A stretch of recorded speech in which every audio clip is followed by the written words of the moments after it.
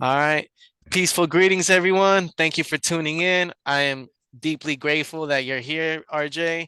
And I just want to give you the spotlight so we could be able to interview you because you interview many people. And I figured it's time to interview the infamous two-time closer, king closer of Closer Olympics, RJ Bates the third. I appreciate it, man. Thank you for having me. Absolutely. It's my pleasure. Thank you for being here as well. And I just wanted to ask you a few questions, to take, like, I named this episode The School of Thought of RJ Bates III because I want to, tap into your mind and get little things from your perspective and just, get to know you on a personal level outside of real estate. There you go. I appreciate that. Of course, RJ. All right. So my first question is, how long ago did you start with real estate? The first time we actually did a flip as contractors probably in 2013. And Hmm. then we went to my mom actually found through a Facebook ad, like Flipping Boston was coming to Fort Worth, Texas, to a hotel seminar for free to teach you how to do real estate investing, which it was to teach wholesaling. Hmm. And we went to that. They didn't teach us anything. Then they said, "Hey, you can go to the back of the room if you want to learn." So we signed up for $1,200 to learn how Hmm. to wholesale. Then we went to that. They taught us just enough to make me interested. And then they said, okay, if you really want to learn wholesale, go to the back of the room. And then that's when they hit us with the $65,000 price tag. And I begged my mom to put it on a credit card for me, and she did it. Wow. And spent $65,000. Essentially, that was August of 2014 Hmm. to learn how to get deals off the MLS and to dispo them through Craigslist. That's pretty much what we learned. We Mm. did a couple of deals 2014, and then we went full time January 1st of 2015. Wow, January 21st, 20. You remember the exact date? Oh yes, I remember because Cassie's my partner. Yeah. Um, we were working on New Year's Day, Yeah. and we were at her apartment, Hmm. and we had our contracting business. Yeah. And so I told her, I said, we're shutting that down to go full time in this. I know this is what I'm supposed to do in my life. She was not as certain because she hadn't really done anything. She went to the classes, but all of the wholesale deals, I had pretty much done those while she was running the Hmm. contracting business. So, yeah, I remember that day very vividly. Wow, that's awesome. And did you know intuitively that this was your passion, or did you have to do a couple of deals before you were able to discover, like, okay, this is it? No, I knew in the class because I was sitting there and I mean we were contractors at the time Hmm. and essentially what I saw was is the correlation between the two. I mean, you're essentially a middleman as a general contractor. You have your client and you have the subcontractors. Hmm. Same thing with wholesaling. You got your cash buyer and you got your motivated seller. And I was Hmm. like, it just seems a lot easier to go do wholesaling than what we're doing. And the numbers aspect of it just really made sense to me. And I knew that's what I was supposed to do. Wow, that's awesome. That's real cool. So was it easy to convince Cassie of, like, this is it, we're gonna do this full time, or what was the process like? Is there any She story behind trusts. that? We have a really great partnership, and Mm. she trusts me to lead us in the right direction. Did she agree with it at the time? I don't think so. Mm. But she essentially looked at it and said, I'm ready to go on the ride if you think this is what we're supposed to do. I'll trust you, but I don't think she necessarily agreed with the decision at the time. Okay. Okay, that works. Wow. Yeah, that's how it is with me and my partner, Jacqueline. And Cassie, is she your wife or is just a business Just partner? business partner. Okay, business partner. Wow, that's incredible. And I did a little of digging with you, and I think you were a, let me see right here. I have my notes here. Where is it? That you were a general manager for Pizza Hut or something like that? I was. So I actually, that was Pizza Hut was my first ever job. Mm-hmm. In high school, I started off as a delivery driver and then went to North Texas and became a shift manager Mm-hmm. and worked up to assistant manager. I actually worked for, as an assistant manager, I worked for two restaurant general managers of the year for Pizza Hut, which is very rare for that because that's for the entire country. And then got my own store right next to TCU. And the day I quit is because a gentleman from corporate showed up at my restaurant, which I had just gotten the restaurant. And essentially, the way you get promoted is either the general manager retired or they got fired because they weren't doing a good job. In my case, I took over a restaurant that the GM got fired. Mm-hmm. And it's kind of like flipping a house. I mean, when you take over a restaurant because the GM got fired, I mean, there's rehab needed. You know, Yeah. the store's usually dirty, not, doing the processes correctly, probably bad employees. And I had essentially no management staff, and he showed up and he said, "You're nothing but an over glorified shift manager. We should have never promoted you." And Wow.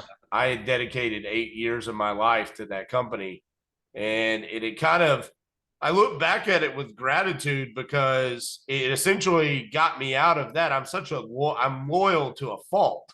Mm-hmm. So I was so loyal to the company, I probably would have stayed forever had he not said those words. And it was kind of just like, nah, screw this. I'm out. Like, Mm. I'm going to go you're not going to disrespect me like that. I'm going to go do this on my own. And here we are. Wow. So it was destiny. It was meant to happen Exactly. for you to get into real estate. Yeah, absolutely. Wow, that's awesome. And then to circle back when you went to the seminar and you invested 65K, how long did it take you to get your return of the investment for the course of 65,000? Well, the good news is essentially my mom just put it on a credit card and it was essentially a payment plan. Mm-hmm. So, but that first year, 2015, we did about $750,000 in assignments. Just me and Cassie, working at a Barnes and Noble. So we would take our laptops, we would go to Barnes and Noble every day, and essentially all of the deals that we were doing were off of the MLS because Mm-hmm. that's what we were taught.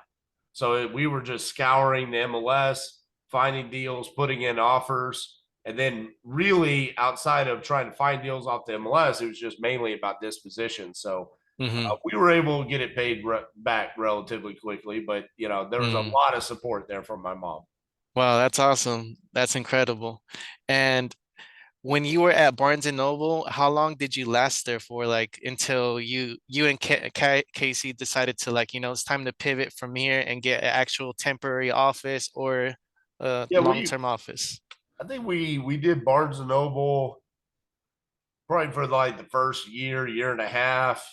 And then our team was virtual, so we started hiring. I mean, January of 2015, we hired an acquisitions manager. So we had people pretty quickly. I think we had three or four people working for us that first year. But they were all virtual. And I think when we finally started hiring people locally was, late 2016, 2017. Hmm. We got an office. But man, it's been such a roller coaster. We've had multiple offices. This office I'm sitting in right now is the office we've been in the longest. We've been here since 2020. And Okay. that's the longest we've been stationary at one office. Okay. That's great. That's good to hear. And after the investment of the 65K, did you immediately apply what you learned, or did it take you some time? Like, all right, I'm gonna study and learn and observe the information and then apply it, or did you learn and apply it at the same time? Oh yeah, I'm not I don't have any problem with taking action. So the first deal that I ever got, I got at in Las Vegas at the conference when we were learning how to do it. I Wow. got it under contract. So they were teaching us how to find deals off the MLS. So I was just sitting there with my Zillow pulled up, and I started reaching out to realtors and making offers. We got a deal under contract in Arlington, Texas, for 92,000, and I made the little PDF write up, blasted it out to a couple of buyers that I had been able to find their emails, and then put it on Craigslist. And within 30 minutes of it being on Craigslist, the buyer called me and said, "Hey, I'm at the house. I want to do a walkthrough." And I freaked out because I didn't know what to do because we hadn't made it that far in the class. Yeah. But I knew, I was like, I think I'm supposed to call my realtor to see if you can walk it. And he was like, "No, don't worry about it. There was a window unlocked. I'm crawling through. It was a vacant house." Hmm. So he crawled through the window, walked it. He said, "I'll take it." And we made like $7,500 on that first deal. Wow. So he was a motivated buyer. It was Oh like yeah, the opposite instead of a motivated seller, it was a right. motivated buyer. The only deal I ever did with him, but I still use the title company that he told me to use on that deal. We still use that title company to this day. Yeah. And you said you had like you're supposed to call your agent. So in the beginning, were you using agents to dispo all of your deals and No, to no, TC no, them? because it was on the MLS. Hmm. So you know, I have to call the realtors to let them know, like, "Hey, we're coming to do a walkthrough." Yeah. So I was like, "Holy cow, I can't believe you're there already." Like I Yeah. just put it on Craigslist. So it was a unique situation to say the least. Dang. Wow. That's awesome. So you said your first year you did over 750K in assignment fees. Did you split that between you and Cassie, or was there the virtual assistants and the acquisition manager involved too? Yeah, I mean, we had so the acquisitions people got paid, but me and Cassie, we've never had that, like, "Hey, we're gonna split this," or anything like that. It's pretty much all been just about reinvesting back into the company. And listen, we had never made that kind of money before in our lives. Mm, So it was just more about the fact that it existed in a bank account hmm. that we owned. I Yeah. mean, that that was more important than anything. We didn't have a ton of overhead. Um, you know, we had those three acquisitions people. They were pretty much just on a small base with commissions. Hmm. So they got paid out, but we didn't have VAs. Listen, we didn't know anything. We didn't know what direct to seller marketing was. We didn't know what a virtual assistant was. We weren't using social media. So all of this was just new to us. And looking back at it, it was a benefit because we didn't know any better. So we were just kind of blindly going out and just taking the action of what somebody told us to do, and it worked. So you took massive action as soon as you bought the course, blindly, not knowing the specifics of taking the deal from A to Z and made 750K in assignment fees. That's incredible. Pretty much. I think that's rare, honestly. It That do- is. that doesn't really happen often. It is. I think there's 20, 25 people in our Hmm. class. And the only people that I think are still doing real estate are me and Cassie and Connor Steinbrook. You can Hmm. look him up. He has his own YouTube channel, big EXP agent now. He was in our class as well. Okay. And the value that you received for the 65K course, was there enough? Was it specific and organized, or was it like the person who produced the course, he just threw something together and just gave it a price at 65K? Oh, it was terrible. I mean, it was so essentially it was a big organization that was using TV personalities to sell it. So Hmm. flipping Boston, flipping Vegas, they used their pictures and their names. We Hmm. got to meet them in Vegas. So what we got is we got a 1 day coaching, one-on-one coaching session with someone. We Hmm. got a 3 day called Boots on the Ground at a hotel with 20 of us. And then we got to go to Vegas for 30 days at the Luxor, where they had speakers come up and talk about, "Hey, this is what assignments are. This is what double closing." It wasn't good. It wasn't worth it. We got ripped off. Wow. I mean, you, technically you didn't get ripped off because of that. Like I'm sure the course could have been better, but in your nature, you're like you said in your previous podcast episodes, you're a creature of habit, right? Or all of us are creature of habit. And Right. you just have the habit of working intelligently hard and taking massive action, so you I made had that, to. yeah, you made Right. that shady course into something beautiful. Right. Well, I had to. I mean, when you make your mom essentially put $65,000 on a credit card, I mean, you better go take action. You better do something, or you're Yeah, gonna be out that money. that's true.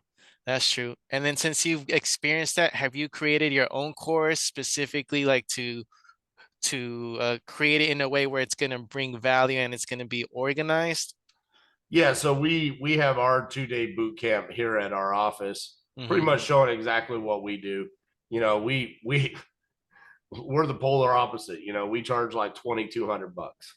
Okay. I mean, and for what we give in those 2 days is light years more information than what we got for $65,000. Hmm. Finding out, this is the marketing flow, this is the systems that we use, this is the processes that we have within those systems. Hmm. It's how we talk to sellers. This is how we run our numbers. These are the calculators that we use. These are the contracts that we use. This is how we fill out these contracts.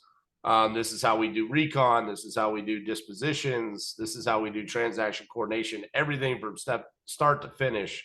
That's what we show because we didn't know Hmm. any of that. I mean, Yeah. they didn't even use some of those words in multiple days of classes. Yeah. And essentially, what I found out is a lot of the teachers were just other students that they had have previously, and they just say, "Hey, you could come and just regurgitate the material that you were taught. We'll pay you $2,500 to teach this class," Mm. and that's what we were getting. Okay. Okay. Well, that's incredible. When is your next event? When is your next 2-day boot camp? October 5th and 6th here in Fort Worth at our office, right here. Okay. Okay, October 5th and 6th. Awesome. So if anyone's here in Houston or in Dallas, who's ever listening to this, he's gonna have a boot camp October 5th and October 6th. And what is the time frame for those 2 days? So it goes from 8:30 to 6:30, and then that first night, October 5th, we take everybody axe throwing, and we provide breakfast, lunch, dinner, and then Friday it's 8:30 to 6. Wait, is the axe throwing, is that included in the boot camp or they pay separate for that? Oh, it's included. What? You're giving so much value that, and you're giving breakfast, lunch, and dinner for both Yeah, days for 2,200? yeah, And you're being very generous. Like, exactly. Well, that's why, what that's why are you doing that? well because real estate investing changed my life. That's why Hmm. started the podcast back in 2017. I mean, Hmm. I this I don't know what I would be doing if it wasn't for this. Okay. I know there's so many people out there, probably people on this call right now, that it's like, hey, I want real estate investing to change my life. I want wholesaling to change my life. I know I have a responsibility to give back to that because if it Hmm. weren't for other people giving back and sharing their knowledge, it wouldn't have changed my life. So I have a responsibility now to pass it down, and um, it's why I do it, man. I'm so passionate about it. Yeah. I put out as much content as I can possibly get Yeah. out there, and I want people to be able to look back and say, "Man, I watched a couple YouTube videos, or I spent a couple days at Fort Worth, Texas, and Hmm. and I was able to go make $1 million in the next year." That's what I want to see. Okay. Okay. And if anyone's new on here and let's just say hypothetically they have $100, but we'll use numerology. They have $111 in their bank account, but they have bills to pay. They have a lot of stress on their shoulders. What do you recommend? Three things that they could do right now. Well, $111 is not much money. So Hmm. I think the first thing that I would do, if I can only do three things, I Yeah. think the first thing I'm going to do is I'm gonna stop and I'm going to try to figure out how did I get in a position where I only have $111, and I'm going to embrace that moment because that moment can be the start of your story.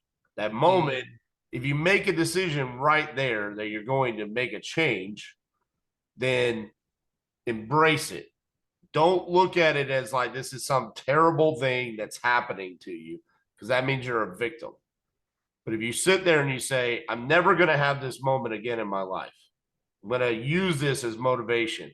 The next thing you need to do is if you only have $111, you're probably going to be running pretty soon. You're not going to have a cell phone.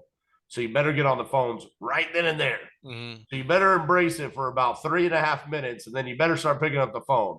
So who are you going to call? You better start calling for sale by owners off of Zillow, because you don't really have any resources to get leads, right? You can't even drive for dollars because that costs gas. So you better start calling for sale by owners. And you need to find the worst looking for sale by owners out there and try to solve their problem. Figure out what it is. Why are they looking to sell that house? Get that under contract and find a buyer. I wouldn't even worry about dispositions, to be honest mm. with you. JV the deal. Find someone out there, a New Western Acquisitions, a Keegley, Titanium Investments, anybody that can move that deal immediately to get you resources. Because as soon as you have resources, even if the deal was sold for 10 grand, okay, that's 5 grand in your pocket right then and there. Now you have money to make moves. At that point in time, I would say, okay, take 1,000 of that and get you 10 leads from Lead Zolo. Those are going to be hot inbound leads, and you're going to have 10 of them. If you were able to go get a deal, you're back against the wall off of Fizbos, off of Zillow, then you're going to succeed with 10 hot inbound leads from Lead Zolo. And I think from there, you're just off to the races. Okay. That's really great advice. I really like the first one because you tap into the moment instead of being in denial or having that victim's mentality. You're taking ownership, Yeah, and that's what this business is with real estate. You have to take ownership of other people's problems and solve it for them. exactly. I mean, listen, when we talk about the problems that we have, even, a lot of times in these types of interviews, it's easy to talk about the good things. $750,000 in your first year. But along the way, there's been so many struggles, so many moments of stress and pain and things like that. And it can sound like coach talk almost. Hmm. And coaches talk about this now. I love it because when I was growing up, coach talk, no one ever talked about coach talk. Coach talk is like, you know, yeah, we killed them in the first half, but it's nothing at halftime. We got to go out and win the second half, and it's like, that sounds great. Now coaches will actually talk about coach talk. And it's like the teams that win are the ones that embrace those moments, the actual coach talk. When you sit there and you say, hey, we have to embrace this moment right now that I have $111 in my bank account, that I'm going to make a change. And the change is not going to be, I'm going to pick the phone up and I'm going to ask my friend or my mom or my dad for money. It's going to be that I'm going to pick the phone up and I'm going to call sellers. Like, that is a change in probably the mindset that you've had forever, which is why you're in a position where you have $111. Mm. That's why it's the most important first step, because you just made a change in yourself. And now you're going to go out and take the action. Yeah, a paradigm shift. Yes. Yeah, okay. And with that, with your first year of working relentlessly, how many hours did you put in a day for the first 365? Oh, to be honest with you, I don't think it's ever been the difference between then and now. It's pretty much consistently been somewhere between 10 to 12 hours a day. Mm, Just first and foremost, it's what I want to do. hmm. So I love this. So I think that helps. And then the other thing is I naturally am a person that gets motivated by having a chip on their shoulder, right? So I've always embraced that I have this chip on my shoulder, even when it's not there. Hmm. And it's easy to do that when you don't have money. It's easy to do, like, 2014, if there wasn't a deal that closed in December, I wouldn't have been able to provide for my kids for Christmas. So like there was these moments where it was like, dude, I was so close to not being able to provide for my 2-year-old for Christmas in 2014. You look at that, I still think about that today. When it's like there's days I don't want to do something, it's like, but remember where we came from. We have to do this. And so the work has never felt like work to me. It's always just been a part of my lifestyle. That's deep. That's deep. So you basically don't see work as work. You see it as like a habit, like it's a task that you Yeah. do every day. And I Okay. and I love it and I embrace it and I want to do it. I mean Okay. that's important. Okay. And for anyone who's listening, and this is including myself, right? Because I'm talking to myself as well. How could someone be coachable in order to move forward and get results as the coach is coaching them? I think first and foremost, you need to listen. I Mm, mean, there's a reason why you hire a coach, right? And I think more often than not, at this point, I've coached hundreds of people. The problem that I see with the ones that don't succeed are the ones that want to take 60-70% of the information. And then the 30-40% that they don't take is normally the portion that they don't like. And the reason why they don't like it is probably because it's the portion that they needed the most. mm, So easy to sit there and hear the 50-60% that sounds amazing. And it's like, oh, this is going to be easy. I can do this. And then it's the part where it's like, hey, this is where you need to make a change. And that's where I think people really like there has to be a trust factor, right? I see a couple of you guys wearing the sub 2 hats. That means, hey, you've trusted Pace to be a mentor for you. right. Then trust what Pace says. Or otherwise, you should just move on and find somebody else that you're going to explicitly trust, or you're not going to be able to achieve the results that he's achieving, which is probably why you hired him because you Hmm. saw something in him and said, hey, I kind of want to have that lifestyle. Otherwise, I think that's the number one thing, man, honestly, is just the lack of listening and picking, like cherry picking what they want to hear. Okay. Yeah, that makes sense. So it starts with trust to be coachable. Yeah, it Okay. does. That's good. I'm glad to hear that. Definitely inspires me to shift my perspective on being coachable. And if I ever gonna coach people in the long run, I'm definitely gonna apply that for sure. And let's see. This, I think you answered this question, but I just want to make sure. What would you do differently to become a millionaire again? It's a good question.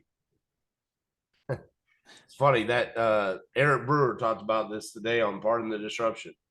He said he was at a mastermind and a 23-year-old asked him, and his answer was, I wouldn't do anything different.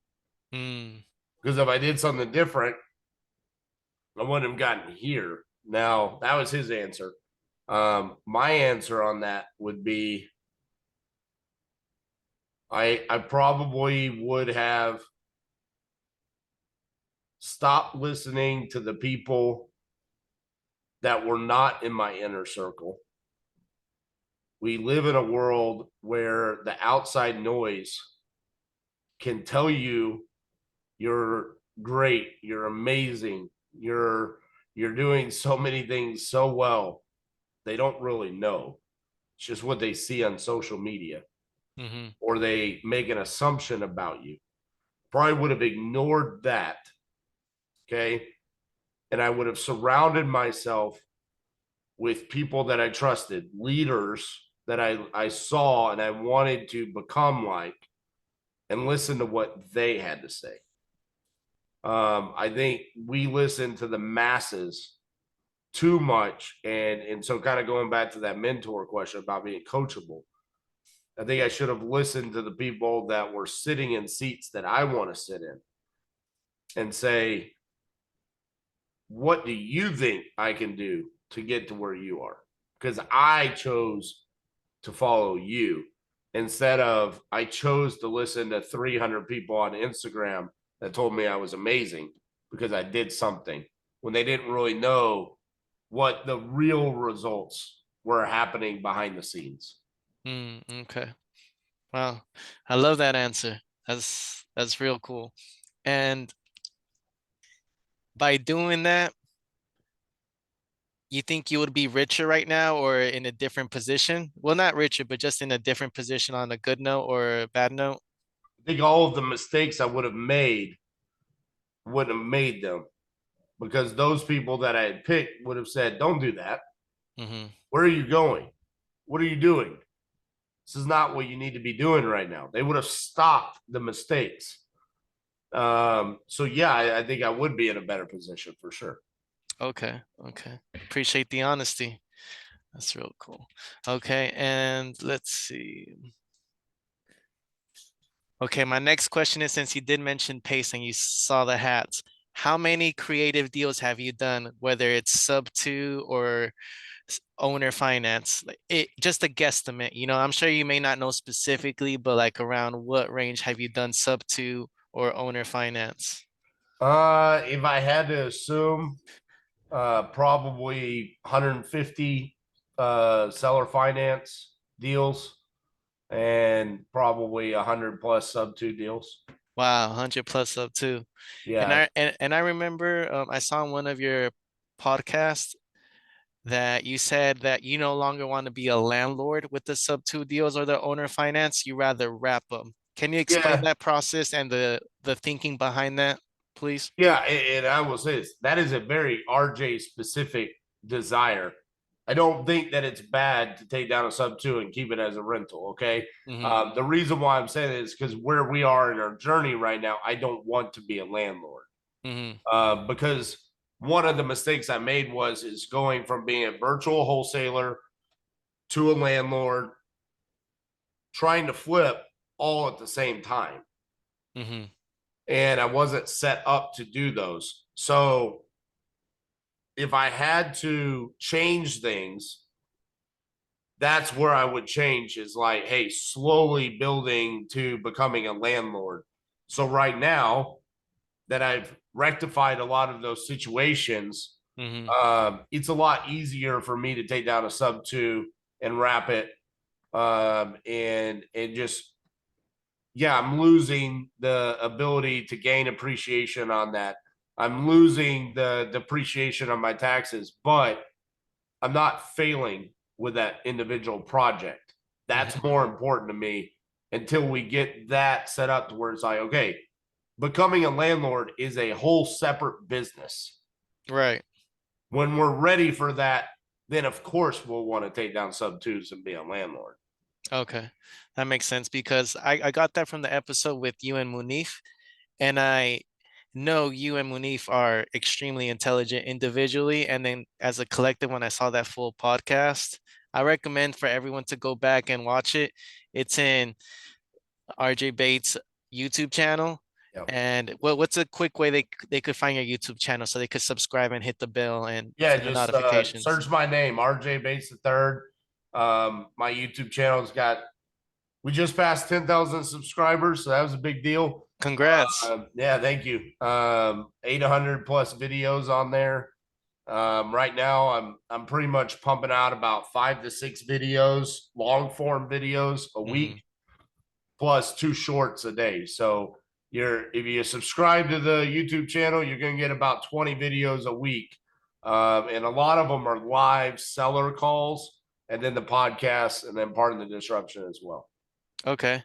And then for the live seller calls, is it all right if you could call one right now and see if Yeah, he does answer? yeah. Okay, let me send it to you, and I'll send it to you through the chat directly to you. Okay. Let me get that situated. But I'll give you the background of it. So he's moving for work and he has a low equity on the property. And let me tell you this, the interest rate is 2.75 Where's it located? and it's located in Dayton, Texas. Huh.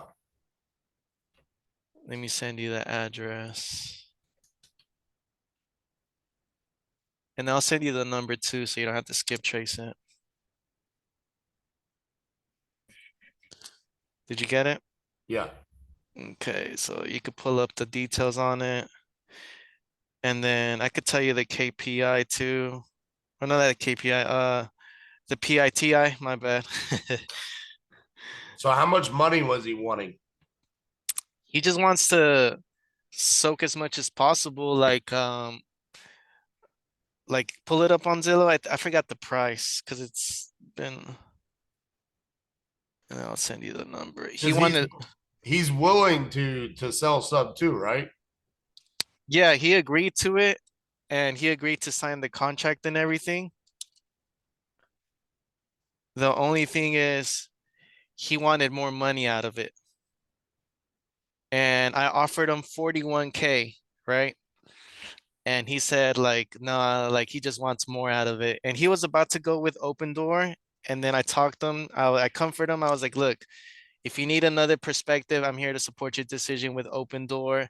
But most of the time, they're going to give you a very low offer at the last minute where you can't back out of it. And he didn't go with Open Door at that time. I'm not sure what his position is because I haven't came in contact with them. But just sent you his name too. And do you need more information on top of what I told you? Do you know how much he owes on it? Yeah, he owes like, 233.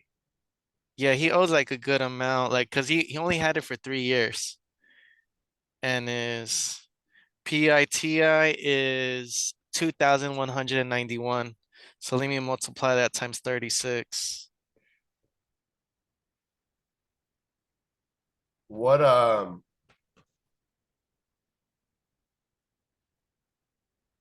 bro, this looks like a really good deal.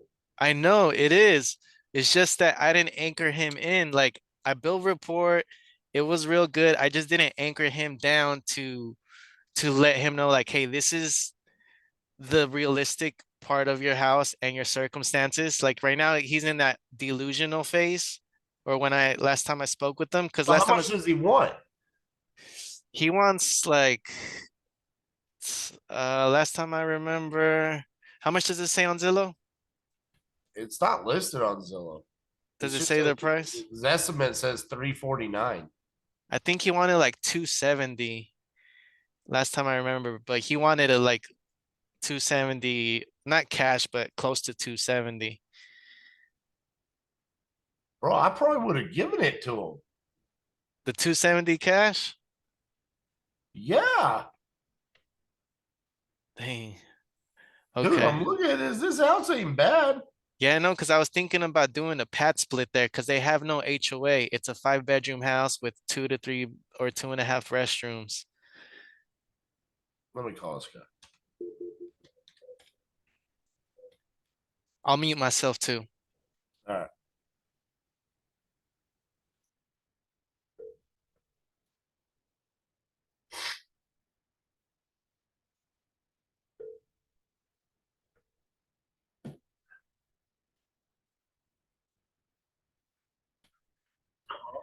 Hey, is Zach there?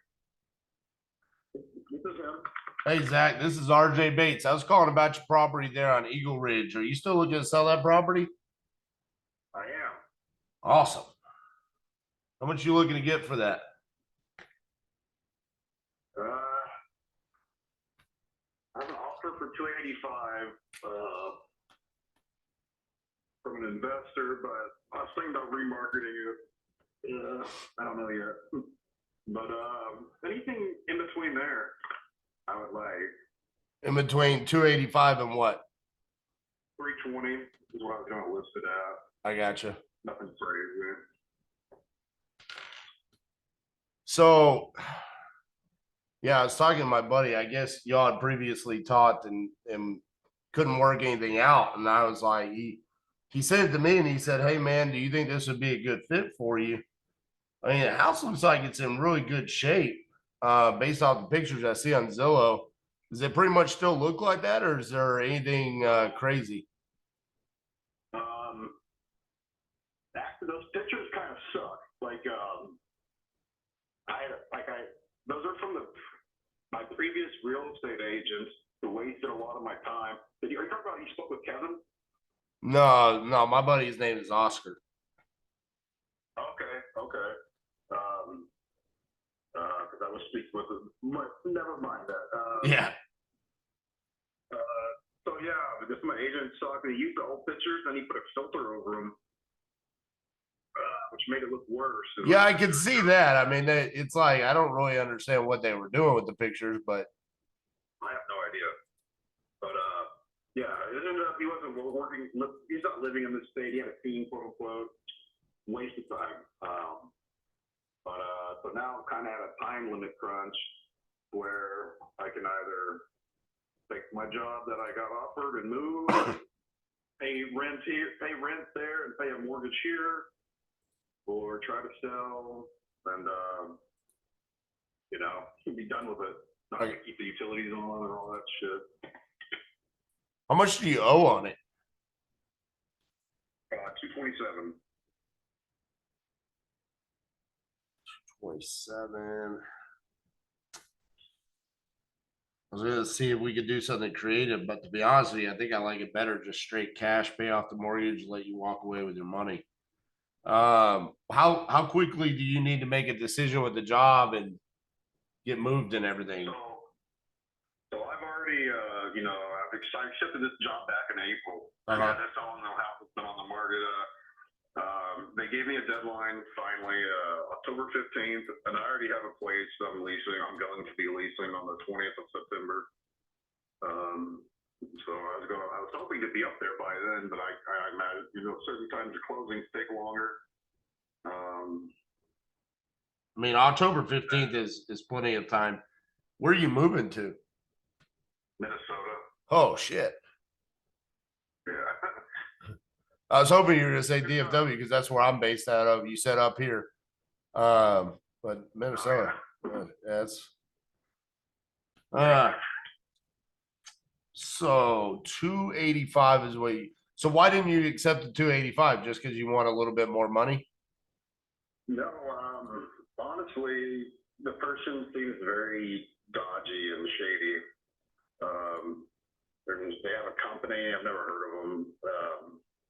I can send you their info. It's like 48-hour cash buyers and hasn't even inspected the house or anything. I'm like, so you're just gonna pay that? It's weird. Like, and I've heard about people like, well, they will have you, put it as pending, and as in between that time, they're gonna try to, arbitrage, find a buyer. Right. Wholesale. Yeah. I got you. So, like, full transparency. Okay. I do wholesale, but I do also buy properties to flip. I buy properties to keep as rentals. We do seller finance and stuff like that. So I just want to be fully transparent with you. Sure. I don't know what I would do with this property. I think it'd be a great rental. If you look in this area, it's sought after. A lot of people look in the neighboring area that's older. It's a different school district. They want to move. A lot of the times maybe their credit ain't right. But this school district's very nice. It's like, it's like 9 out of 10. Everyone loves it. One of the reasons I bought it is because I grew up here and I didn't plan on moving, but it's too damn hot. See, it would be a good rental if I could take over your mortgage because I pulled it up just on like tax records. I'm assuming you've got like a freaking low. 2.7. Yeah, I mean, I was basing that just off of the time frame in which you got the mortgage. I mean, it's 2.7. I mean, so what are you paying like $2,200 a month or something? Yeah, just about. Yeah. And you could probably rent it for 1,000 more, like Right. just base it on square footage and the rough area around here. I mean, even that like a decent amount of room. Yeah, I'm just like not interested. Like if I was like moving, a couple hours, maybe I'd put it up for rent and all that. But I just want like a clean break kind of a thing. Right. Be the best. Just because the job up there, it's a pension, it's a state government job, and it's paying better than here. And the insurance is basically free. It's just gotta take that. If we were to do something creative where I essentially take over the mortgage, how much cash do you need for your move from Texas to Minnesota? Just for the move, or like? Yeah, I mean, I'm just trying to be creative because I got an idea in my head, so just bear with me, and I'll explain it if it's something that I think we could do. Sure. So you would like assume a loan, Right? And, you would give me cash. Is that what you're meaning by how much cash? Or Basically, yeah. Okay. I mean, at that, like between 72 to 80.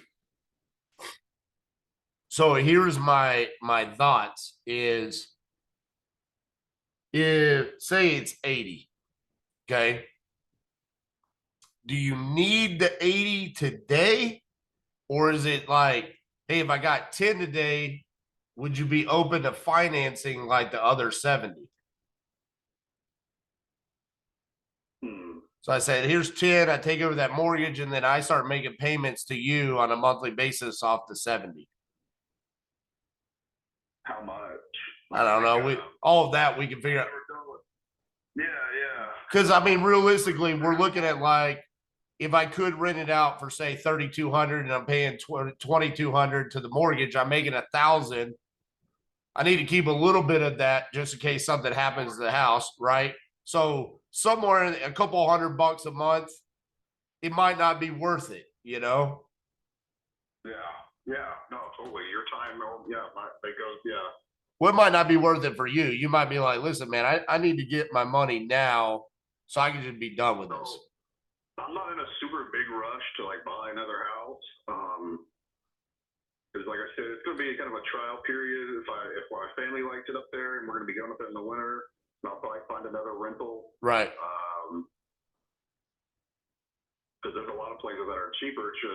It's hell, dude, right there. Here's the other thing. I do real estate all across the country, so I might even be able to get you a house in Minnesota. I mean, are you going to be close to like Minneapolis?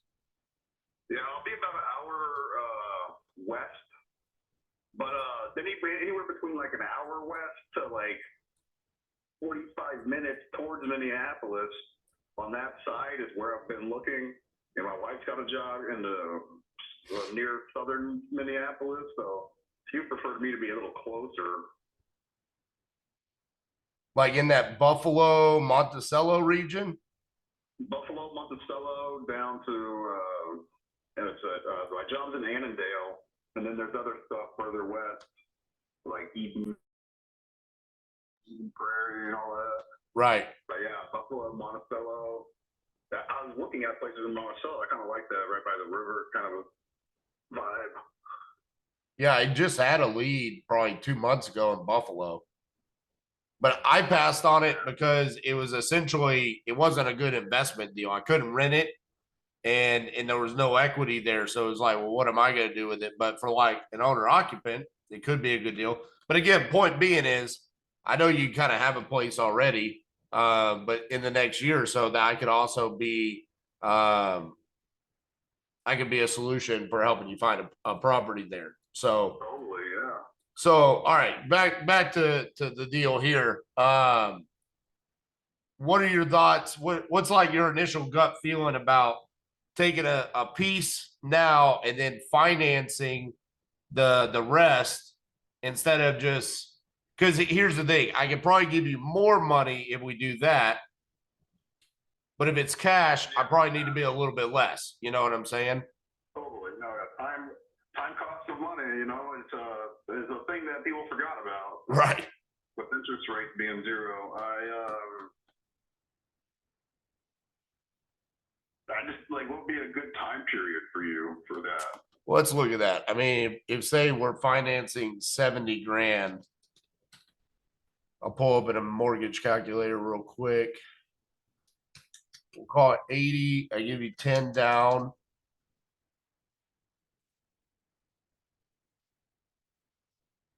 See what it just looks like on 5 years, just to see. I don't know what that monthly payment. So that monthly payment's $1,300. That's too much. Yeah. I mean, I'd be losing money. Yeah. Even 10 years is 700. Yeah, that's like on that line, I'm sure. Yeah, because who really knows what you can rent it for? That's the thing. I mean, like, you can look at values in the area, but it's like that's a lot. 3,200, even though it's a full family house. I mean, It's a lot of money. yeah. No, I totally agree. And when I look at the rentals around there, the majority of them are in the mid twos. Yeah. No, I know. And who's going to rent? I mean, the market for a rental typically it's not going to be. They're not going to need 5 bedrooms. Right.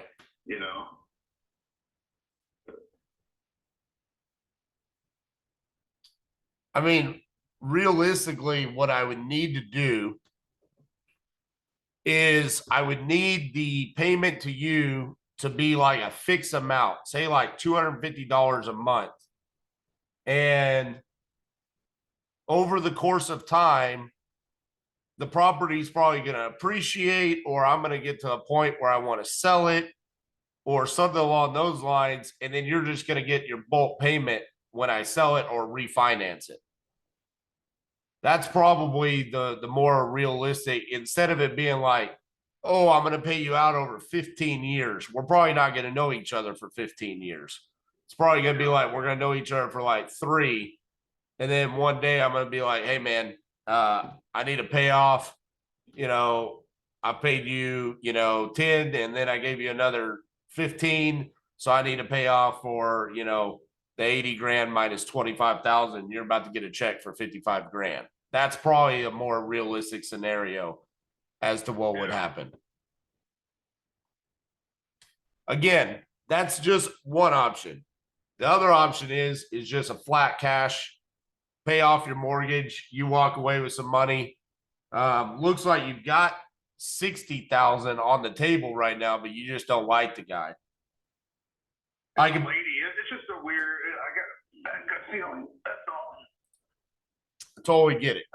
I mean, I had a neighbor. I don't even know who they were dealing with, and they got they took their house off the market, and it's like, oh, they were like, oh, never mind. At the very end of it. Right. I don't have time for that. I'd rather do this, get with an investor, and not have to worry about remarketing it, or it's going to be empty, and hopefully it would sell. I'm pretty sure it would sell 320, just given the area. But shit, man, you never know. That's the thing. And it's a tight market right now. Right. That's time to sell. Be honest. What are your thoughts about the creative? Get 10 now, couple $100 a month. I'm totally against it. The only thing is, if I do find something that I'm in love with up there, I'm kind of, I got a chain on my neck, right? Kind of a thing. That's why I would like the clean break, but I would totally understand if it's, going to be less. I guess one of the concerns is when that person sent me the contract, they were asking for limited power of attorney, and I guess that's what that's basically they were trying to wholesale it. Maybe they wouldn't say they were or not, though. I asked, they didn't say. They say, I know. I'm like, y'all based out of Georgia. What are y'all doing buying houses in Houston?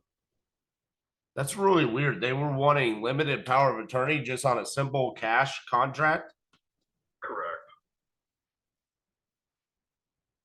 You know what it sounds like?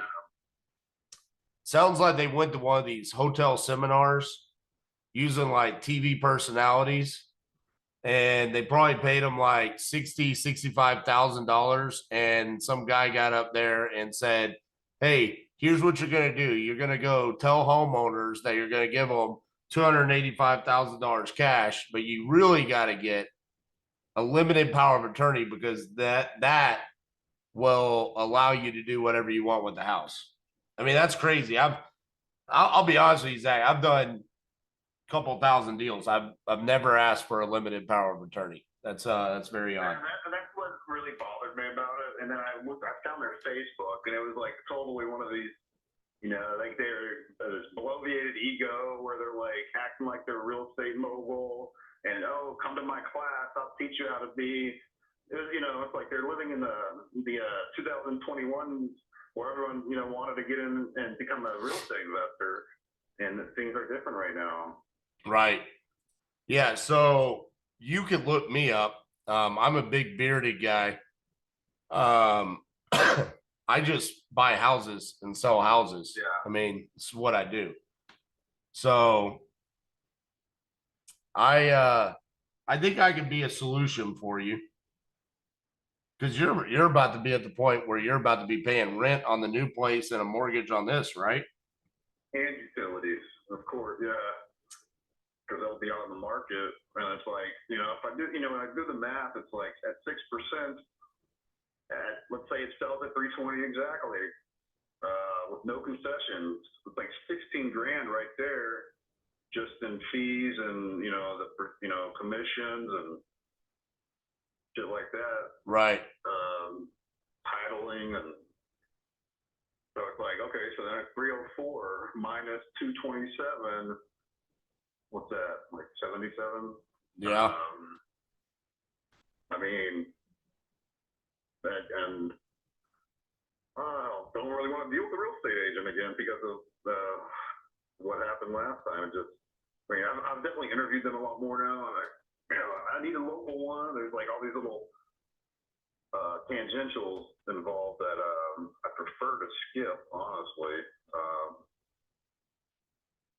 Like I said, I'll be fully transparent. The house, I haven't had a problem with it. I replaced the air conditioners, there's no leaking, nothing, roof not leaking. I mean, what I would do is I'd paint the exterior. If I was trying to like max out the profit, I'd repaint the exterior white, maybe a little darker tone. Replace the blinds on a few of the windows. Recarpet the master. That's about it. Right.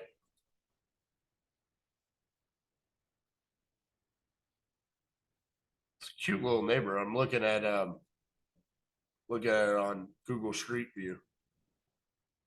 So does it kind of like your neighborhood stop with your house and then it becomes like a newer builds to your left? Is that picture like it's like by itself, the house? That's a pretty old picture. No, there's brick homes to the left of you. Okay. So my road is a dead end road. It's probably about halfway down.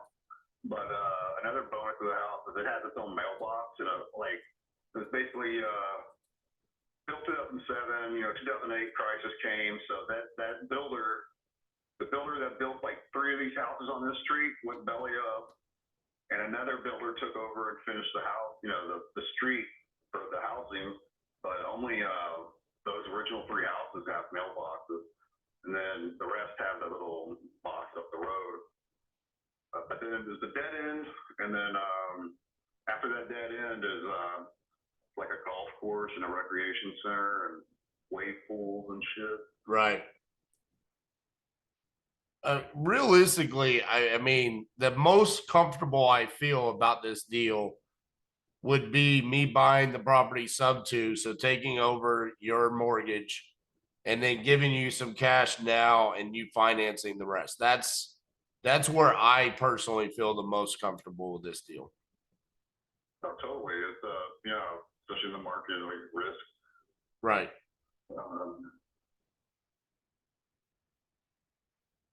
And it can kind of stop the bleeding for you where you don't have to like continue to make mortgage payments. You don't have to worry about the utilities and things like that. Yeah.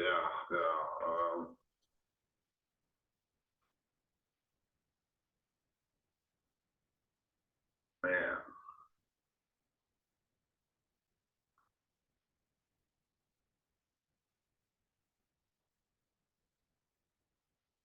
I don't know if that's just the thing. I don't know if I want to do that fully. Just in terms of me finding a new place, and I mean, the DTI will go down with new jobs and all that, but could make things a little tough. Your concern is when you get to Minnesota, you want to potentially buy another house. How long would that be before you'd want to buy? So I know at least 6 months. That's how long my lease is, and then I would kind of like to take advantage of the market being suppressed, because I kind of do have hope that interest rate things will rebound downward next year. But if that does happen, then I have a feeling house prices are going to shoot up quite high, and competition will be tough again. What are your thoughts about me taking over the mortgage temporarily, doing some work to the house, coming in and just selling it, and we work out a profit share where we sell them? You've sold a lot of houses. You know what to do, right? I mean, I'm sure you do. I mean, it's what I do for a living. So yeah, the only way my kids eat, and trust me, they eat, is if I sell houses. So, I mean, we could come in, like you said, you paint the exterior, do the carpet, try to maybe see what's happening with the market and time it correctly here. And you said 6 months, so it gives us a little bit of time. We could potentially even rent it for a couple of months. There's a couple of different things that we could do there. There's an option where we could use pad split for a couple of months, which essentially is renting out the rooms. So we could temporarily rent out the rooms for a couple of months to cover the mortgage, and then get them out of there, replace the carpet, do the paint, then list it. So we're talking about, if we could list this in the spring, that's the best time to list it. Yeah.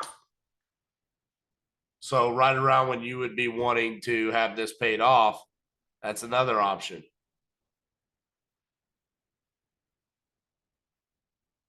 What would you want to, how would the split work? Let's say, like, you're doing most of the work, and obviously you're going to take on some risk if you're going to be right having it painted, recarpeted, who knows what other things you may have an idea of, be like, no, we could totally, do a little something else to increase, like percentage wise. Yeah, we would have to look at it and like really nail down what it would cost rehab wise. And then, if we said, hey, we cap it at like $10,000 in rehab. And then we look at the equity. I mean, right now, what you're staring at is $60,000. The scenario would be, ideally, we get it to where you could potentially make more money than that. I don't know if that's a possibility just with what I'm looking at right now. I think there's a chance, because we have other houses in the area that are a little bit newer that have sold for a significantly larger amount. But because they're newer and because they have more brick, it's how much cheaper is our house to their house? How much more do people care about a 2014 build to 2007 build? This is what we have to really dive into and figure out. So it's probably not something we're going to figure out on this conversation, but it's something that we can really dive into to try to figure out. I think the best thing to do is there's two things that we can do there. One is we could get an appraisal, and one of the things that you can do when you get an appraisal, most people think of an appraisal as like just what is my house worth today. There's another appraisal that you can get. It's called after repair value appraisal. So we essentially go to the appraiser and we say, we're going to paint the exterior. We're going to take the carpet out. We're going to put this hardwood in or whatever it is that we come up with that we're going to do. They then go look at the comps, and then they can come back to us and they say, if you do this, then your house is worth that. That number would be very important to us, because if they come back to us and they say your house is worth $335 if you do this, it's not worth it. No. They come back, they say the house is worth $400, it's worth it. Yeah. And man, it just feels crazy. It's like I should have just sold it a year ago. Shit. Everybody says that, so don't feel bad. Everybody that didn't sell their house a year ago says that, so. They just kept going up. It was crazy. Yep. I mean, so those are that's kind of my solution to you on the 6-month thing. Is like that could be a solution where it's like, hey, the intention is to sell the house in the next 6 months.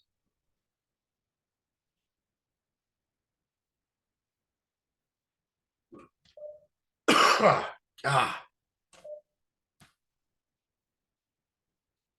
The path with do people move in? Because I mean, this area has got a lot of contract work and chemical plants and whatnot, and sure, it'd be attractive for some people.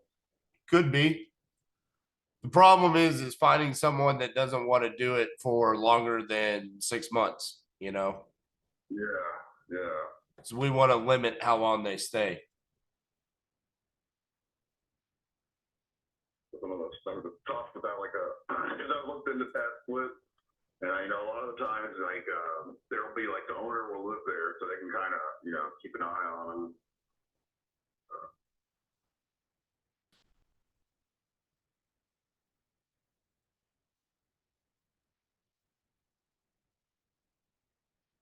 What is your ideal situation? Like ideally, if somebody comes in and says, here's a bag of cash, your mortgage paid off, and you never think about it again. Yeah.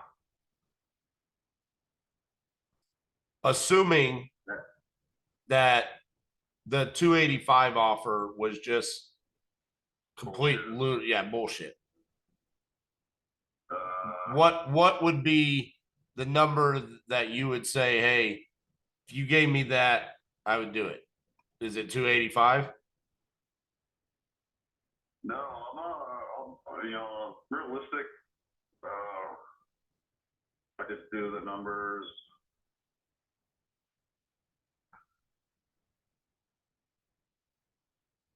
Say 275, 272. Okay. That's without it hitting market, because I don't want it to hit market. Right. There's no commissions or closing costs or anything like that. Okay. When did you say you're moving up to Minnesota? When are you leaving? Plan is September 20th. So we got like 2 weeks before you leave. Correct. Okay. I have to wiggle them there because, like I said, they gave me the deadline of October 15th. I'm sure I could say, hey, give me a little bit more time, because they want me to start on the 30th or the 27th of September up there. Right. Let's do this. let me digest this. This was there are a lot of different moving things here, right?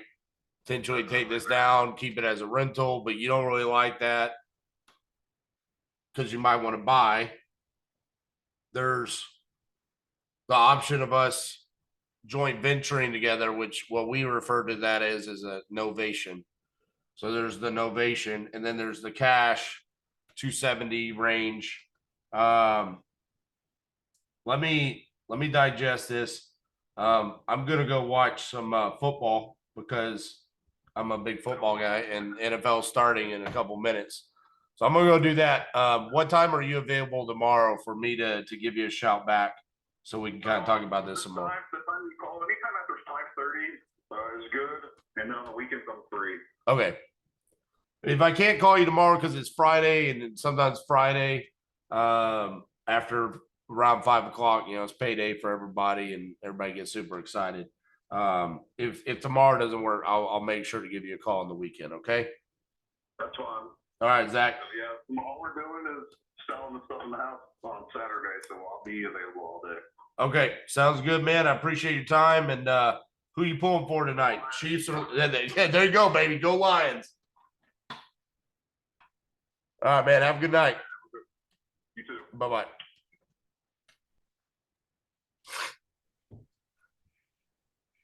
That was live. That was real good. You So, listened a lot more. Like, I definitely learned a lot right now. so yeah, that was a good call. There's a lot going on with this deal. I could have easily closed that many different ways. Just to let everybody know, the opportunity to close was there. Just because you have the opportunity to close doesn't mean you should. Because what did we hear from him? He said, I just don't want my house being taken down. In his mind, when he signs a contract, even though it's not listed, it's taken down from marketing. We're taking up his time, and he doesn't want it to be remarketed or wholesaled or anything like that. I don't think he'll have a problem with us wholesaling the property. I think what I'll have a problem with is if we don't perform. So we really need to take the time up front. I'm not worried about him selling the house to somebody else. Pretty sure we're his buyer. What I'm worried about is making sure I make the right decision for him. So whether that is a novation, whether that is the cash offer, we got him down 13 grand from the 285. He came down to 272 on the first call. Just by asking, by the way, just ask. It's hilarious because those calls right there, that is a perfect call that would get chopped up into a 1-minute reel on my Instagram, right? Here's what people would comment on Instagram. All you ever do, RJ, is just give the seller his asking price. You're absolutely right. The reason why is because I don't believe in really making offers. I believe in getting them to tell me the number that they are willing to accept. Because more often than not, the number that they're willing to accept is better for us. And it makes them feel like they won. Everyone loves to win.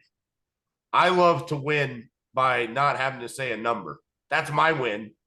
Yeah. And they won because they're like, I told the guy I wanted 272, and he sent me a piece of paper. It says he'll give me 272. Yeah. So I think we're right there. The main issue with this is 2007 build. We don't have any 2007 comps. We have 2014 comps. We have 2017 comps. We have 2022 comps. We don't have anything comparable to this. I don't really know what the house is worth. And quite frank, I don't know the condition really. I have an idea. It looks a little bit unique some green tile, Mhm. just it's kind of a unique property. So we're gonna have to work it a little bit and see where the numbers come in. But I definitely think we're gonna be the solution one way or another. Yeah, I agree. I never worried about him selling to someone else even after like he stopped answering my calls because this is part of the game. It's part of the process. Yeah, They give you a little bit of resistance like during towards the end of it, but then if you wait it out and you follow up, that resistance gonna turn into something warm and you're gonna be able to reel them in and lock them into a contract and execute. exactly. Yeah. Does anybody have any questions about that call? Yeah, raise your hand if you have any questions.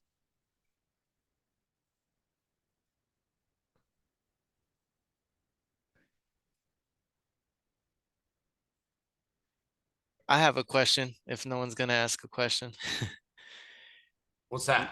How long or how many calls did you find out where like the moment of silence is a major part of closing a deal? I think there wasn't a moment where I said, hey, I should be quiet and I should allow that to happen. I think it was more about when I got okay with not getting a property under contract. Um, so I'm going to have the opportunity next week to speak about talking to sellers Hmm. at Wholesaling Live. By the way, is anybody in San Antonio on here? I'll answer the question, but is anybody in San Antonio? I'm in Houston. I'm going to that event next weekend. You are? Yeah, I got the VIP one. I was about to say I got general admission tickets I can give away right now. So, Okay. does anybody want to go to Wholesaling Live next week? Raise your hand, anyone. It's in San Antonio, September 15th, 16th. So, the reason why I'm okay with the awkward silence there is because I'm okay with missing out on the deal, and I'm going to talk about every deal should start with no from our perspective. Hmm. When we do that, and we essentially pull away or we give them something to think about, you should stop and let them think. And if there is such awkward silence that for whatever reason it leads to you missing out on the deal, it's okay. Majority of the time, we're saying no anyways. Yeah. On average, it takes, on my inbound leads, at least 6 to 7 no's from me to get me to say yes. Now you'll see what I'm saying there. Hmm. My no's, not the sellers. Because what am I trying to do? I'm trying to get them to tell me the number. And then I'm saying yes or no. Hmm. They're selling me the house. I'm buying the house. So from that perspective, they need to sell it to me. And you saw it. He was talking about this could be a great rental. 2,200. I could rent. You could rent it out for 1,000 more a month. This is him selling me the house, and then asking questions, getting numbers out of him, and then eventually deciding what we're going to do. And even with what I just did there at the end, I'm going to go watch the NFL game. I'm going to think about this for a little bit. I got a lot to think about. That is what buyers do normally, right? Think about it from the perspective of I just walked on his car lot.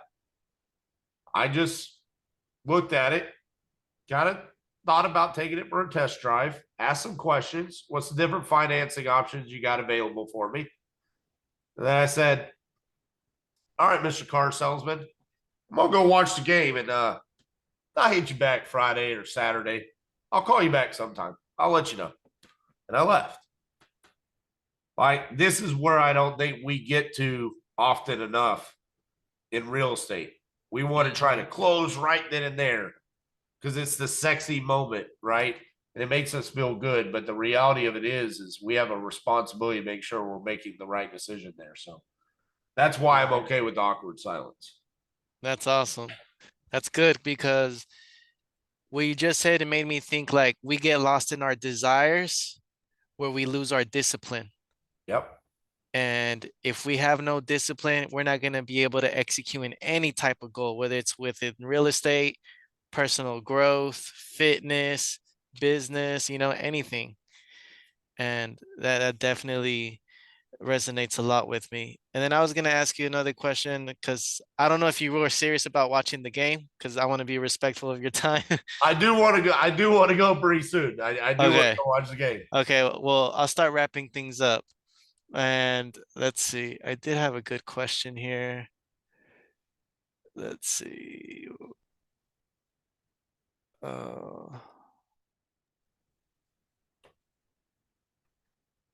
What are you struggling with within your business right now? And what steps are you taking to make it better? What are we struggling with? I don't know if there's anything that we're necessarily struggling with that's like one specific thing. For me, I very rarely look at things like it's a struggle. Mm-hmm. The struggles are always going to be there. I've been an entrepreneur now for going on 13 years. So there's always an opportunity for growth. There's always an opportunity for something to be better. I have a young team that has its benefits. It has its downfalls too. Yeah. To give you an idea of how young, 21, 25, 21, 24, like that's my core group right there. That's how old they are. So I think if anything, what I'm struggling with is getting them to understand the severity of every word that comes out of their mouth, every action that they take, to the degree that me and Cassie do, because they're still 21 years old. 21-year-olds struggle sometimes understanding the things that they say. So, for example, if they're dispoing a property, they're asking $200 for it, and the buyer offers $195. It's a $5,000 price drop from our asking price, but that's $5,000 for us.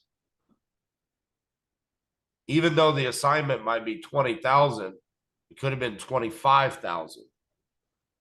What they see is, hey, I'm getting a $20,000 assignment. I know what my commission is on that. They're 21 years old. They get excited. You can hear it in their voice. And I try to tell them about, hey, you need to calm your emotions, slow your breathing down.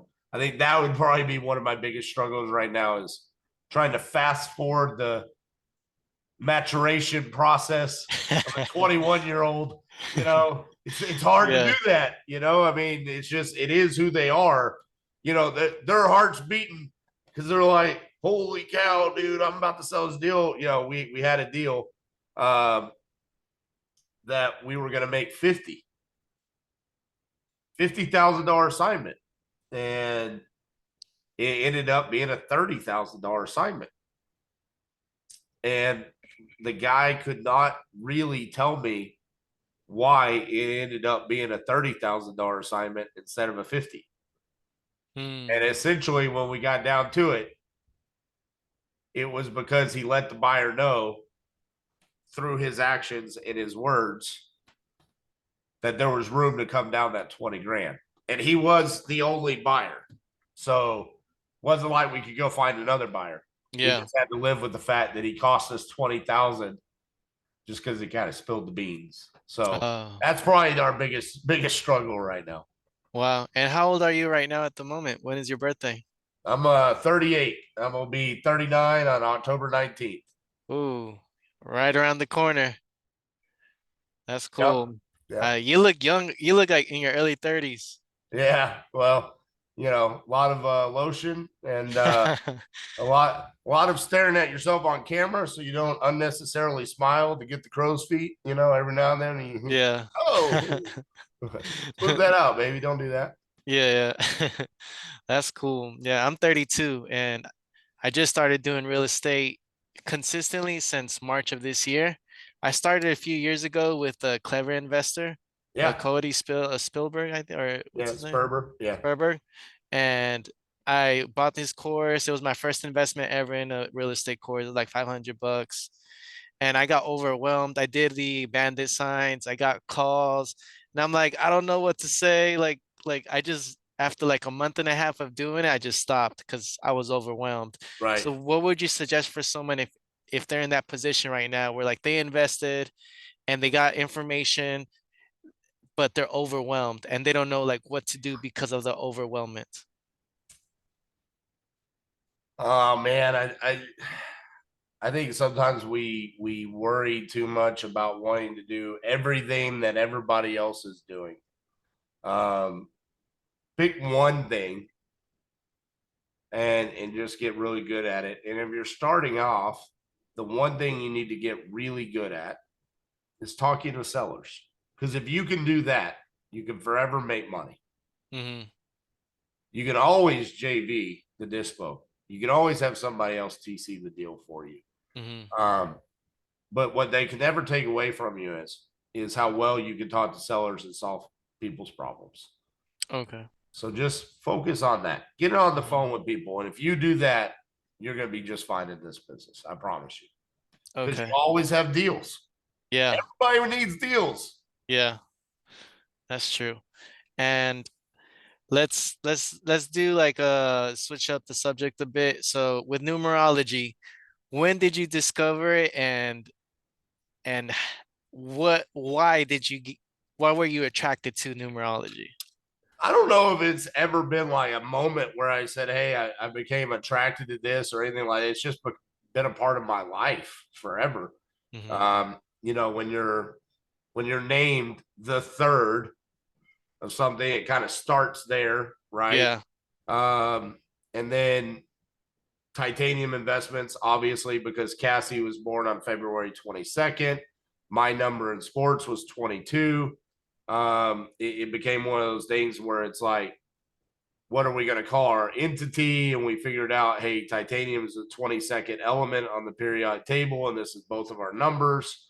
So that's how titanium became a thing. Um, my son, I named him Trinity because I didn't want to keep, RJ Bates the fourth. Everyone thought RJ Bates the third junior was stupid, even though I thought it was amazing. Yeah. So I said, okay, well, instead of doing that, we'll just make him the Trinity of the three of us. Since there was a first, second, and third, we'll make him the Trinity of the three of us and cap that.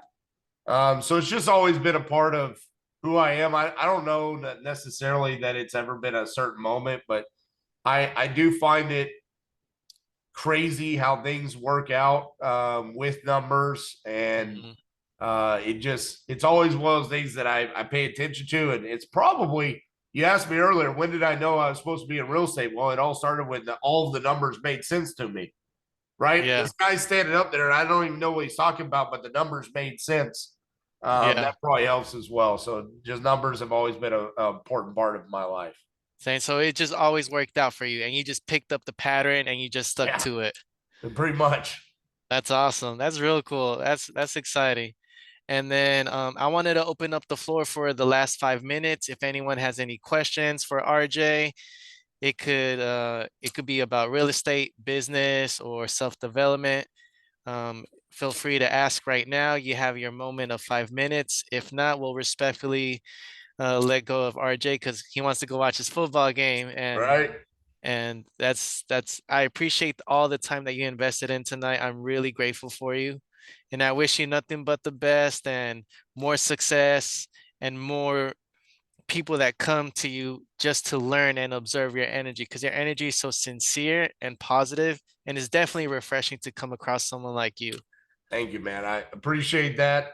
Also, I have to say, I love doing this type of content right here. I see, I love the ones that have their cameras on. Totally get the ones that don't.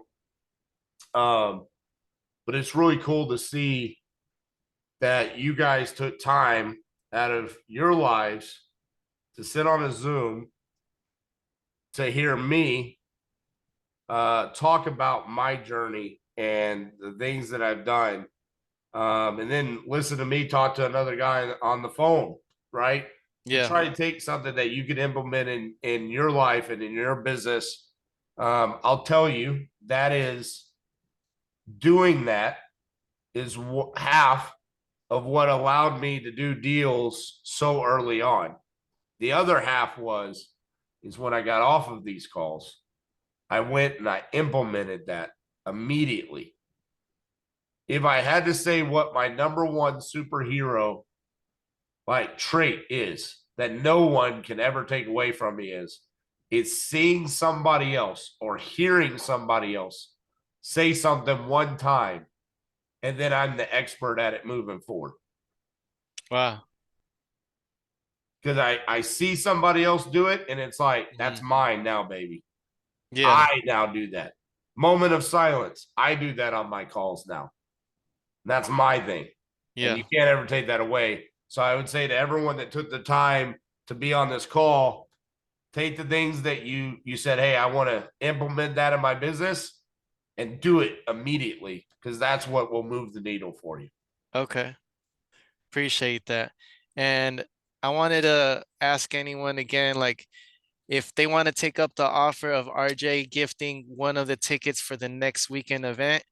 And if you're in Houston, because I know most of the people that are still on, thank you for being on as well. I appreciate your time.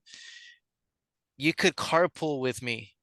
If you're in Houston, all you have to do is drive to my house, and from my house, we'll go together to San Antonio, and you could stay with me in my hotel, because the hotel, I'm gonna be in the same hotel of where the event's gonna be, so we don't have to drive anywhere after that. We could just go down the elevator straight to the room. And I know someone who I want to give a big shout out to, Wade, Wade Henderson. He started his real estate journey like a month and a half ago. He already invested a lot of money in it, more than I did in the beginning of my phase. And he's taking initiative action. He got the VIP ticket with me as well. And then I also want to give a lot of credit to David Cabrera. He's a hardcore integrator. Like, he's really good. And I would love for David to accept your gift of the wholesale live event, because he's been going hard. He used to make like over 100 phone calls a day consistently, back to back, and no one he would say yes, but like, he was resilient. So if David, if you listening right now, if you want to accept the gift from RJ, we'll stay in contact outside of the Zoom. All right, here's how you do it, guys. You can do it right now. Go to wholesalinglive.io, so the website. Go to purchase the general admission ticket, and the promo code that they gave me is RJ Guest, just one word, and it gives you a ticket. Oh, there you go. So and it's free. If anyone wants to go and they want to carpool, or they can go on their own, you prefer to go on your own, type in the promo code in the website. And what's the website? It's wholesalinglive.io. The only thing I need to know is how many tickets y'all are taking, because they told me I could give away 10 tickets. So I just want to know. I know I've already given away 2. So I just want to know. So Ben, how many are you taking, Ben? I can't. This is my birthday. I got a big party going on. Oh, I saw the thing. It says we'll take you up on it. Oh, I'll take you up on the borrowing what you're doing, your spiel. Oh, okay, I got you. I thought you meant the ticket. My bad. No worries, Ben. Happy birthday, by the way. Thank you, brother. Yeah, I'm happy sure birthday, it's Ben. pretty amazing to watch you and learn from you. You're the master, brother. Thank you. I appreciate that. So David will probably take one though. If he says yes to it, because Just let me know if David Yeah. does or not. And Yeah. honestly, I don't think Uncle Mike and or Yeah. Uncle Charles and Michael care if it's 11 people. I don't even know if I'm going to be able to find 10 people to give them away to. As Yeah. crazy as that sounds, it's not like I want to go like out on social media and be like, "Hey, I'm giving away tickets." I'm Mhm. trying to like hand deliver, like, here you go. You like Yeah. you guys showed up tonight. It's like, hey, I'd love to shake y'all's hand and meet you guys in San Antonio next weekend. Yeah. So yeah, David, if you accept that, I'd love to meet you. But yeah, if just so you know, Oscar, when it's just RJ Guest on the website, they could get that ticket. Okay. Yeah, I'm definitely gonna copy and paste that and save it over here. And then I'll keep you updated if anyone does say yes to it, so you could keep track and keep tally of it. But I'm excited for next week, and I'm excited to meet you in person. I'm excited to close that deal that you had the conversation, because I know it's gonna be a good, like a legit close. Because even though he stopped answering my calls, I knew I was gonna be involved at the end of it. Because that's how what's the word I'm looking for? I trusted the process, and I was like, even though it doesn't look like it's going in my favor, it's gonna go in my favor regardless, Right. you know. But I on think we'll that be all note, right on it. I'll keep you updated. I'll try to Mhm. call him tomorrow, but that's like literally 5:30 on Friday. That's like the worst Yeah. time. So it'll probably end up being on Saturday when I call him. Okay. And then one thing is, do you know anyone who's buying in Port Arthur? I have another property there Yes. that they're ready to sell as soon as possible. I try to get him down to a lower price, but he just wants 132. But I told him that I was like, that's a little too high. But I just wanted to ask you that. But we'll continue that after this Zoom, you know? Yeah, just send me the address and I'll look at Yeah. it tomorrow and see if it's a good deal or not. All right, RJ. Well, it was a pleasure having you on here. I'm extremely grateful, and I'll send you a copy of the full video because I did record it, so you could, Awesome. edit it and add it to your IG, Yeah. YouTube Shorts, and all of that. Because I do want to help you succeed and grow and expand. Because appreciate that, man. everyone needs to see your content I like appreciate ASAP. that. I appreciate the support that you've already given me, man, and everyone in here. Y'all, listen. Like I said, I appreciate y'all taking the time to come in and listen. It means a lot to me. So thank you for everybody that showed up. And yeah, man, let's keep the train rolling. Y'all go take some action, okay? Absolutely, I appreciate you, RJ. You have a great night. Thank you, See you everyone, guys. for hopping on here. Bye. Have a lovely night. All right, take care.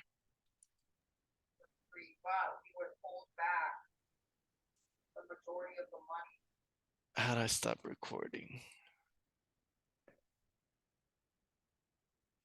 Thank you, Oscar, my brother.